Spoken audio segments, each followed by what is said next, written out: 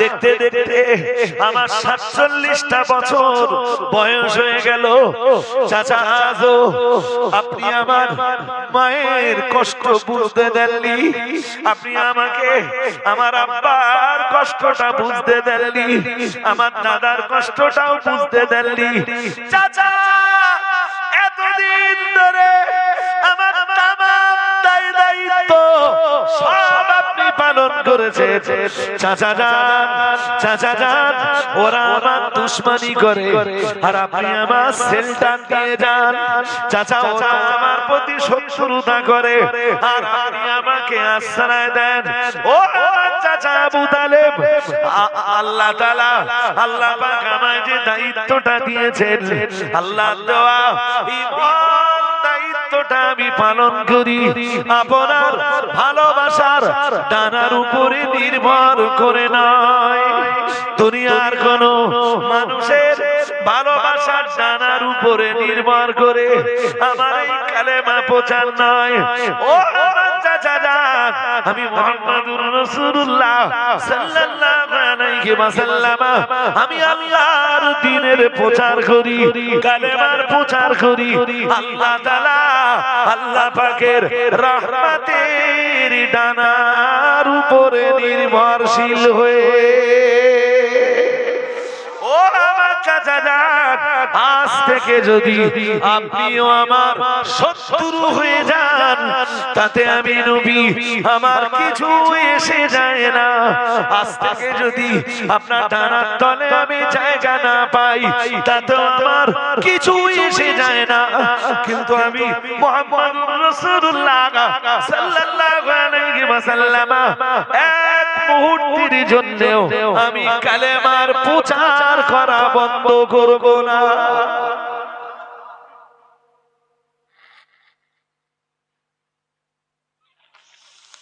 এই কথাগুলো রাসূল যখন বলছিলেন চোখ দিয়ে পানি গড়িয়ে পড়ছিল। চাচা আজ থেকে যদি আপনি আমার পাশ থেকে সরেও যান আমি কষ্ট পাবো না। আমারে তো আপনি 39টা বছর ধরে টেনেছেন, আজকে যদি আমার পাশে নাও থাকেন আমি কষ্ট পাবো না, কিন্তু আল্লাহর দেওয়া দায়িত্ব পালন থেকে আমি বিরত থাকতে চলে বলুন আমি পারবো না চাচা। আবু তালেব এই কন্ডিশন দেখে না চাচাও কেঁদে ফেললেন, বললেন সত্যি ভাতিজা মুহাম্মদ, তোমার বাবার কষ্ট আমি তোমাকে বুঝতে দেইনি, মায়ের কষ্ট তোমাকে বুঝতে দেইনি। আজ 39টা বছর ধরে তোমার দায়িত্ব পালন করে আসছি, যাও তুমি তোমার দায়িত্ব পালন করে যাও। আবু তালেব বেঁচে থেকে দেখে নিতে চায় মক্কার কোন শক্তি মুহাম্মাদের গায়ে হাত দেয়। আরেকটু মন খুলে বলেন, আবু তালেব কালেমা পড়িনি বলে তামাম জীবন। ঘুম পাচ্ছে না তো?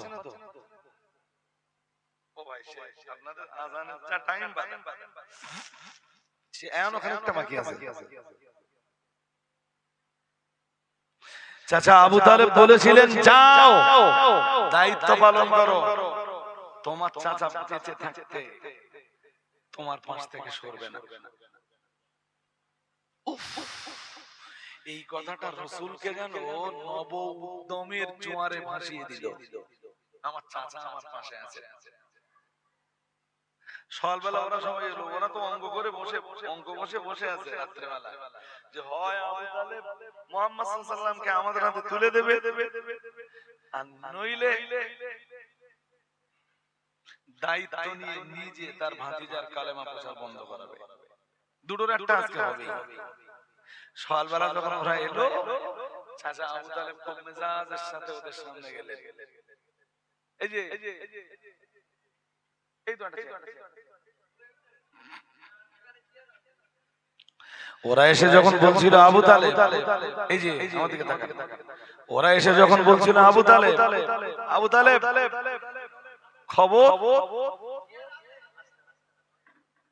খবর চাচা আবু তালেব খুব মেজাজ নিয়ে ওদের সামনে এলেন মেজাজের সাথে, এসে বললেন শোনো, আবু তালেব তার ভাতিজার কালেমা প্রচার বন্ধ করবে না, আবার চাচা আবু তালেব তার ভাতিজাকে তোমাদের হাতেও তুলে দেবে না। তোমরা না আমার প্রস্তাব দিয়েছিলে যে আমি আমার ভাতিজাকে তুলে দিলে তোমরা আমার ব্যবসা দেখার জন্য একটা লোক দেবে, একটা যুবক ছেলে দেবে, পড়াশোনা জানা সুদর্শন একটা যুবক আমার হাতে তুলে দেবে। আচ্ছা, আবু তালেবকে দেখে তোমাদের কি পাগলা পাগলা মনে হয়? যে আবু তালেব তার ভাতিজা মুহাম্মদকে তোমাদের হাতে তুলে দেবে শায়েস্তা করার জন্য। তোমরা আবু তালেবের ভাতিজাকে মারধর করবা, আর আবু তালেব তোমাদের দেওয়া ছেলেটাকে খাইয়ে পরিয়ে লালন পালন করবে। কি করে বিশ্বাস করলে? আবু তালেবকে দেখে কি পাগলা পাগলা মনে হয়?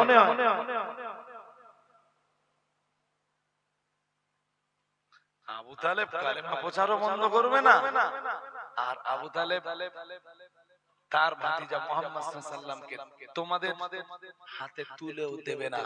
যাও, তোমরা চলে যাও, মুহাম্মদ সাল্লাল্লাহু আলাইহি ওয়াসাল্লাম আমার ভাতিজা মুহাম্মদ সে তার দায়িত্ব পালন করে যাবে।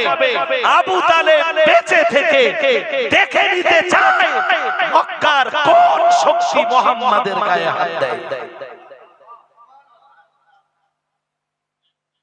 ওরা লেজ গুটিয়ে ফিরে গেল। জানেন ওরা ফিরে যে সিদ্ধান্ত নিল কি, আবু তালেবের বিরুদ্ধে যাওয়া যাবে না, কারণ আবু তালেব কাবার মুতাওয়াল্লি। শুধু আরব দুনিয়া খেপবে না, আরব দুনিয়ার বাইরেও যারা আছে তারাও খেপবে, সামলাতে পারবো না। এরপরে এলো রাসূলের জীবনের এক কঠিন পর্ব। আমি কেন বলছি জানেন? একটু মন দিলে বুঝতে পারবেন। ওই আগে ওয়াজ যেখানে ছেড়েছিল এখন আবার সেখানে মিলে যাবে। বাট তার আগে একটু তাকবীর দিয়ে নেন, নারায়ে তাকবীর। আর একটু আওয়াজ দিয়ে বলেন নারায়ে তাকবীর। সিলসিলায়ে মুজাদ্দিদুজ জামান, সিলসিলায়ে মুজাদ্দিদুজ জামান, নারায়ে তাকবীর।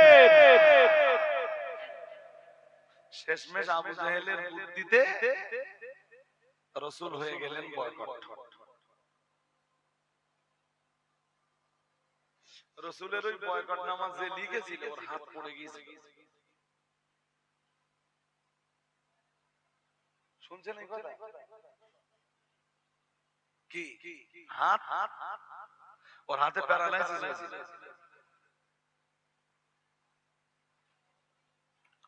ওরা শুধু এবার তো ভাই একটু বুঝবার ব্যাপার এখানে, ওরা শুধু রাসূলকে বয়কট করেনি,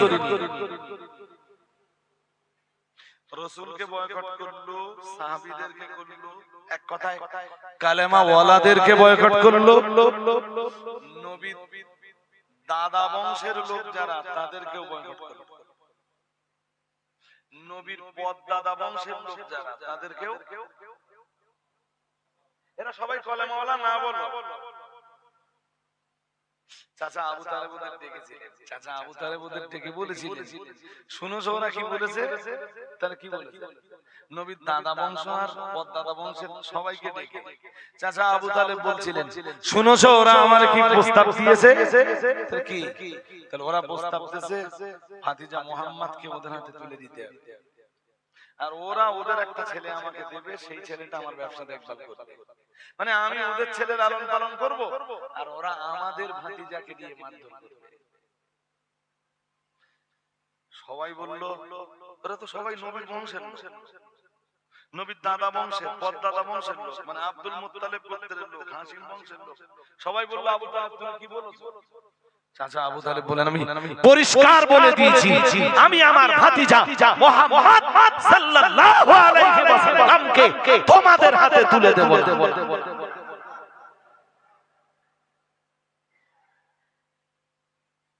সবাই কি বলেছিল জানেন? এরা সবাই কালেমা ওয়ালা না বলে, এদের ভিতরে হামজা কালেমা ওয়ালা। নাম কি? জোর করে বলেন। নবী চাচাদের ভিতরে হামজা তখন কালেমা, মানে হামজা এইদিকে, বাকি রাসূলের বাকি চাচারা ওইদিকে। বাট রাসূলকে ওদের হাতে তুলে না দেওয়ার ব্যাপারে সবাই একমত। সুবহানাল্লাহ কয় না? আরেকটু মন খুলে বলে, হাশিম বংশের শুধু একটা লোক আমার নবীর দুশমন ছিল। সবাই যখন বলল আবু তালেব আমরা তোমার ওয়েলকাম দেব, আমাদের ভাতিজা মুহাম্মদুর রাসূলুল্লাহ সাল্লাল্লাহু আলাইহি ওয়াসাল্লামের পালিত ধর্ম এক, আমাদের পালিত ধর্ম আরেক হতেই পারে। সব কিছুর পরেও তো মুহাম্মদ সাল্লাল্লাহু আলাইহি ওয়াসাল্লাম আমাদের ভাতিজা। না না না না না, আমরা পারি না আমাদের ভাতিজাকে ওদের হাতে তুলে দিতে পারি না। তুমি ঠিকই করেছো আবু তালেব। ও বাবাজিরা ভাইরা, গভীরভাবে বুঝবার ব্যাপার। ওই সময় আমার নিজের এক চাচা, আমার নবীর নিজের এক চাচা ওই সময় বলেছিল তোমরা সবাই মুহাম্মাদের পক্ষে থাকলেও আমি আজ থেকে আবু জাহেলের পক্ষে নিলাম। আমার নবী সেই চাচার নাম আবু লাহাব। নিজের চাচা বলো, বাকি অনেকেই কালেমা বলা না, সবাই আমার নবীর পক্ষে। শুনছেন? হ্যাঁ না বলেন, শুনছেন? এরা সবাই কালেমা বলা না। উনি 3 বছর আমার নবীর সাথে বয়কটে থাকলেন, বয়কটে সব কষ্ট সহ্য করলেন, সবাই কালেমা পড়েনি।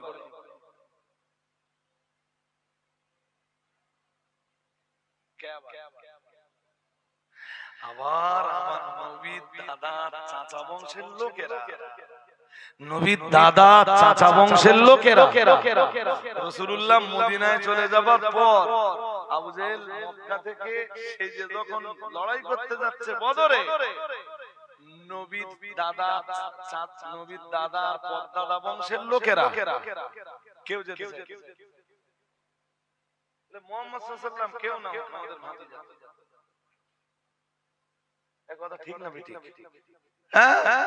ভাতিজার বিরুদ্ধে তলোয়ার ধরবো, আবু জেহেল এসে মক্কায় তোদের মাস করতে চায়।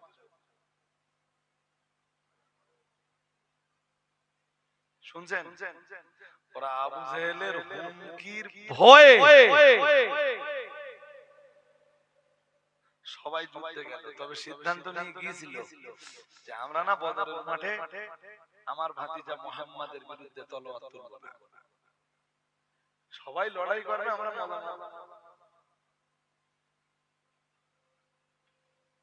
এই মাল যখন জোর করে যাচ্ছে না, কে কথা বলে জোর করে নিয়ে যাচ্ছে কে? আমরা যখন যেতে চাচ্ছি না, যখন জোর করে যাচ্ছে, তাহলে ওরা মায়ের খাবে আর আমরা কি করব? আমাদের ভাতিজার বিরুদ্ধে আমরা তলোয়ার ধরবো। চাচা আব্বাস এসে মনে আছে, অনেক আগে বলছিল, মনে আছে? সব তো জোর করে নিয়ে গেছে আবু জাহেল। চাচা আব্বাসও এসেছে বদরের মাঠে। তা চাচা আব্বাসও নিয়ত করে লেছে যুদ্ধ করবে না, মুসলমানদের বিরুদ্ধে তলোয়ার তুলবে না, ভাতিজার বিরুদ্ধে তলোয়ার তুলবে না। আবার এটাও শুনে ফেলেছে নবী বংশের লোকেরা। দ্যাটস মিন নবীর দাদা চাচা বংশের পদ্দাদা বংশের লোকেরা শুনে ফেলেছে যে রাসূলুল্লাহ আমাদের ভাতিজা, তার দাদা বংশের আর পদ্দাদা বংশের সবাইকে মারতে নিষেধ করে দিয়েছে। চাচা আব্বাস বদরের মাঠে ঘুরে বেড়াচ্ছে।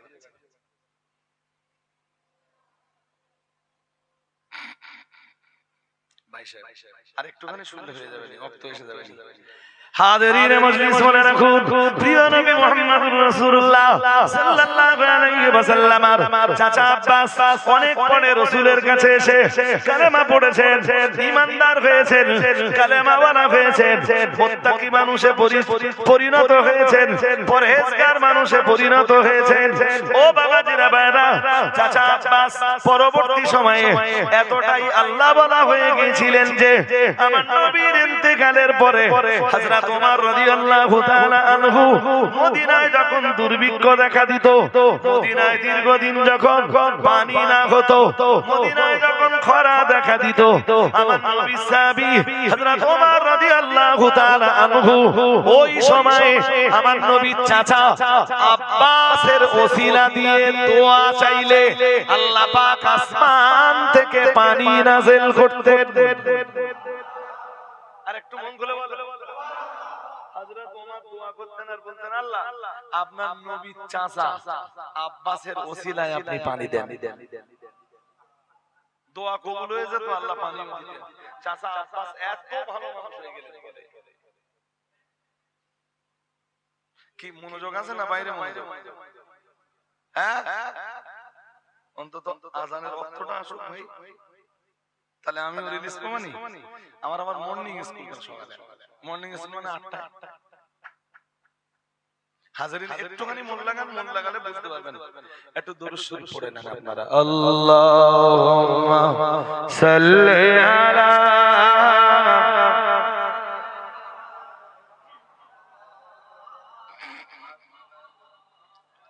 ওয়া আলা